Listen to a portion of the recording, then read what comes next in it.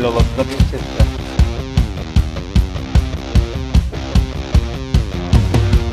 Вала шаулы жүрүп эки нормально.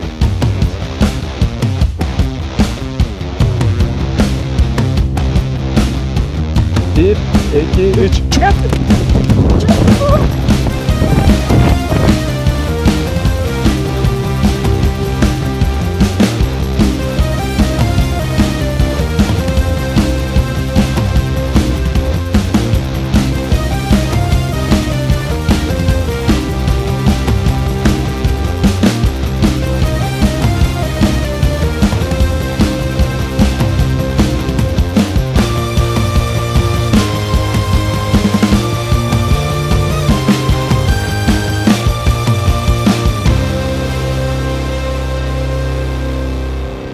Assalamu alaikum ардактуу Tulpar KG каналынын жалпы катталуучулары жана көрүүчүлөрү. Кайрадан сиздер менен биз Кыргыздын, Кыргызстандагы жана ошондой эле башка чет элдин мыкты тулпарлары менен тааныштырууну улантабыз. Бүгүн биз Нурлан деген байкебиздин үйүндө конокто болмокчубуз. Ал эми Нурлан деген байкебиздин жалпы асыл тукум жылкылары менен тааныштыра турган Байсал деген акебиз болмокчу. Ассаламу алейкум. Кандайсыз? Келиңиз, биринчиден өзүңүз тууралуу айтып берсеңиз. Мен Матов Байсал. Ошо Областыр Карасу районунан болом. Ошо Өзүңүз атка кызыгып жүрөсүз. Ат таптап жүрөсүз. Негизи эле ушул тармак өзүңүзгө жагабы, аябай? Аттарды жакшы көргөн үчүн жүрөм да. Жакшы.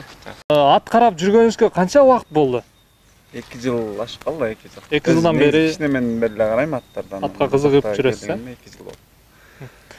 Анан анда ушул жаныбызда турган ат менен тааныштыра берсеңиз. Ат эмне? Кайман аты Тайсон. Польшадан келген. Тайсон деген фигурасына карап Тайсон деп келишке койгонбуз. Бул келгенде канча болду? Жашы канчада учурда? Учурда келген өзү күчтүсүн да. Унан да келген болсо керек. Азыр 2 ай болуп атат да. Негизи эле баягы Польшадан келген аттар кымбат болот окшойт, келиши эле аябай кымбат болуп калат окшойт. Булар паспорттары менен, документтери менен келген. Полный баары бар, даяр. Анан буларды баягы сатууда дагы кымбат баага алынат болуш керек, сатылат болуш керек. Анан буну азыркы учурда бул жака келгенден тарта үйрөтөт да, үйрөтүп азыр улактарга таптап сиздер көндүрүп атасыздар. Анан элдер көргөндөн кийин сурап атабы буларды? Сурайт, кызыккандар көп. Кызыккандар көп. Буну канчага чейин сураган болду? Ошо башында былтырлары 30га чейин сураган окшойт эле. Анысын билбейм, анан азыр сурап атат эми, казайын өзүнөн сурап атат. Анан аттын мүнөзү кандай, адамга жакындыгы кандай? Булар адамга негизи жакын. Теппейт, иштебейт, ошондорду вообще билбейт. Негизи байкап турабыз, жоош экен аябай. Жоош. Сиз кой берсеңиз деле эч нерсе болгон жок. Түйүнөн кирип деле чыга берсе болот болуш керек, мондай кылып. Аябай жоош. Аябай жоош экен, чындыгында. Анан баягы улактагы бунун негизги милдеттери кандай? Эмнелерди ашырып, эмнелерди баягы жасап келет улакта? Топкой кирет тууралуу айтсаңыз да. Топкой кирет, чыгат, чуркайт, жакшы эле, баары жайында. Баары жайында. Негизи ошо аламан улактын аргымагы. Аламандык. Торпок улактыкы да эми. Анан текеге болбойт булар. Текеге чоңдук кылып болуш керек, Торпоктук основной. Негизи чоң аттар баягы анча чуркай албайт, Жок, булар гүлүк мындай тяжелый эмес болгону менен гүлүктүгү бар, Гүлүк. Чуркайт. Көбү мындай сырттан көрүп муну чуркалбайт деп элейт, бирок чуркайт да. Ал эми бунун көрүнүшүнө карап көрсөк, 1 тоннага чейин барат окшойт. Салмагы канча бар? 1 тонна чыгат. Боючу? Бою 1,73-74 чыгып калат. 1,74 чейин барып калат, Негизи эле баягы адамдардыкындай эле өзгөчө мындай бөлүнүп турган эмелери бар экен, Жок. Фигурасы. Фигурасы дагы качок ушундай өзгөчө тулпар экен. Эмнеге Тайсон болуп калды эле аты? Жоондугу, ургандыгы, анан булчуңдары дагы Тайсондукундай болуп турат, келиш. Бодибилдингдердей болуп турат экен да, демек, Өтө акылдуу келет булар. Акылдуу. Тили эле жок да. Жаш балдар деле эмне берсе болобу? Жаш балдарга деле Анда урматтуу достор, азыр мен өзүм минип негизи ат үстүндө анчалык жүргөн бала эмесмин. Мүмкүн болушунча күчүмдүн аракети менен сынап нары бери бастырганга аракет кылып көрөйүн. Мындай эле минсе болот болуш керек, же бутташ керек болобу буну? Минип атканда ушундай кача эле. Мынакей. Өзүңүздөр байкагандай эле аргымакты мындай үстүнө чыкканда эле билинет экен. Аябай бир ордунда турбай, чыныгы баягы улактагы сезимдерди, чыныгы улактагы характерлерди көрсөтүп атат. Азыр мен болсо бир аз бастырганга аракет кылып көрөйүн.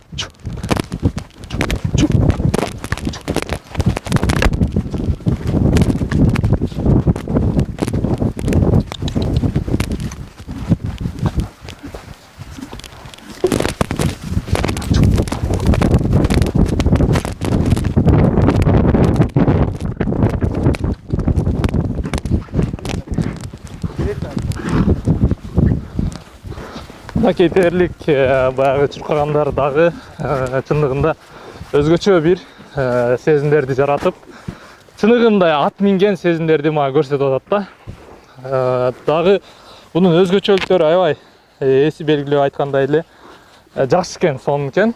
Өзүңүздөр дагы карап байкап аткан болушуңуздар керек. Опкорлуп баскандарына чейин.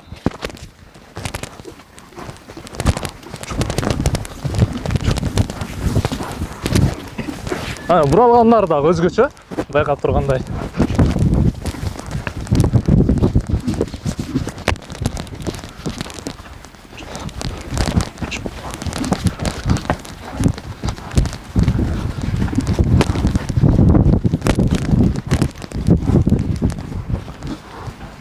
Мен негизи сиздерге жакшы мыкты деңгээлде көрсөтүп бере албашым мүмкүн, бирок азыр эзинин өзүн дагы баягы чаптыртып, миндиртип, канчалык деңгээлдеги дагы өзүнүн характерлери бар, ошону көрсөткөнгө аракет кылабыз. Достор, ал эми Нурлан байкебиздин кийинки аты тууралуу дагы тааныштырууну баштайбыз. Бул аттын аты кандай? Эми жалпы эле аттын тарыхы боюнча, аттын аты боюнча кененирээк айтып берсеңиз. Бул деле Польшадан келген. Кайман аты Зорро. Зорро. Бул да тырпыгыл кача болот. Кудана тайсындай эле жоош, жакшы, адамга жакын. Адамга эт зыяны жок. Жакшы жылкы. Негизи эле баягы бунун дагы окшоштук жактары көп экен да, ошондой, баягы түстөрүнө чейин да. Түсүнө, боюнуна, чоңдугуна, эмесине, жооштугуна. Бунун негизи баягы Зорро болуп аталып калышы эмнеде? Бул эми жанагы кинодогу Зорро деген атты көргөнсүңөр? Ошого окшош да бул. Демек ошонун атына коюлган. Баягы кинодон улам, баягы кинодо окшоштуктарды алып отуруп. Окшош да бул деле. Баштары, моюндары, бүт бар. Окшоштугу бар экен. Анан эми мүнөзү ошол Зорро окшошпу? Ошондой эле бул. Дерлик баягы кинодогу Зорро деп түшүнүп койсок болот экен да, бул аттан да. Эле акылдуу. Анан бунун баягы салмагы канча? Буга караганда бир аз бийигирээктей көрүнүп атат. Сиз бийик жерде турганыңыз. Азыр мен кичине бийикте турам, экөө бирдей эле негизи. Негизи бирдей. Кичине бийиктик болбосо эле, аты бирдей эле. Бунун деле салмагы 1 тонна чыгат го дейм. 1 тоннадай бар, Анан бунун баягы жетишкен улакта ийгиликтери эми майда чүйдө сорундар таштап жүрдү. Торпок, кой, эчки, ошо акча. Анан бул деле баягы ушул экөө бир учурда келгенби же бул экөө бир учурда келген. Эми кичинекейлеринде келген да булар. Бул деле документи менен. Ал эми экөөнүн айырмасы да барбы кичине? Баягы бар аттарды айырма болот, адамды айырма болгон сыяктуу эле. Эми бунун айырмасы фигурасы анан кандай жоон эмес, бирок бул деле сулуу. Сулуулугу бар. Жакшы. Хорошо, жоон.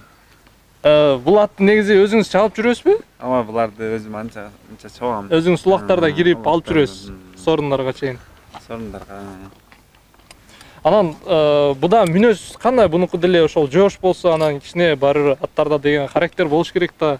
Күлүктүү кандай болот? Бул да күлүк. Күлүк. Бул да күлүк, бул да. Бул да тижелүү эмес болгону менен күлүк. Экөө бирдей эле чуркайт.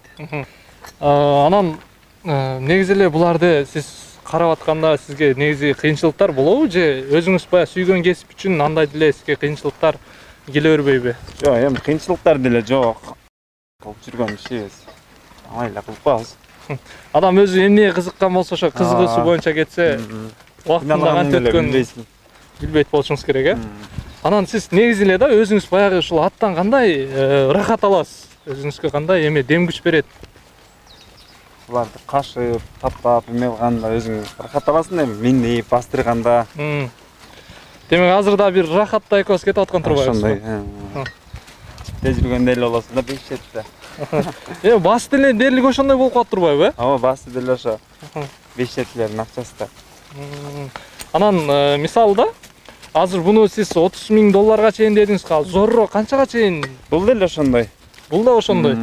Негизинен алып караганда экөө эгиз турбайбы анда? Эгиздеп деле койсок боло тургандай эле болуп калат экен да, демек. Анда азыр экөөнүн чуркашы тууралуу айтып берсеңиз да, кандай кимиси ылдам чуркайт? Экөө бирдей эле кетет го дейм. Негизи бирдей эле чуркайт. Анда интрига кылып, урматтуу достор, мүмкүн биз азыр жарышканга аракет кылып көрөбүз.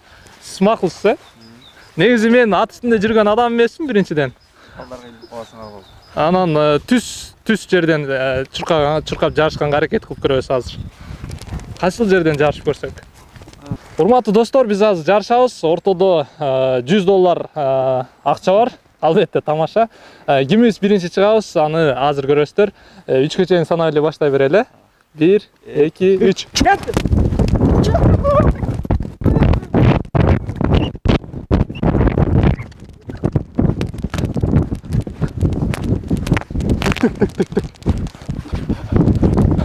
Негизи жарышта биз экөөбүз тең эле баштаганбыз, анан алдына чыгуу боюнча Байсал байке алдыга чыгып кетти бир аз.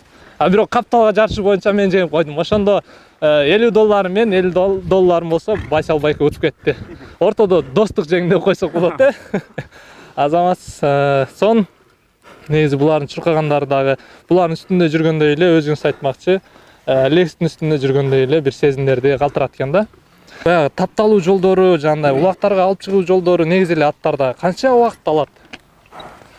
Кандай дейсиз? Мисалы азыр бул улактарга даярдайсыз да аттычы.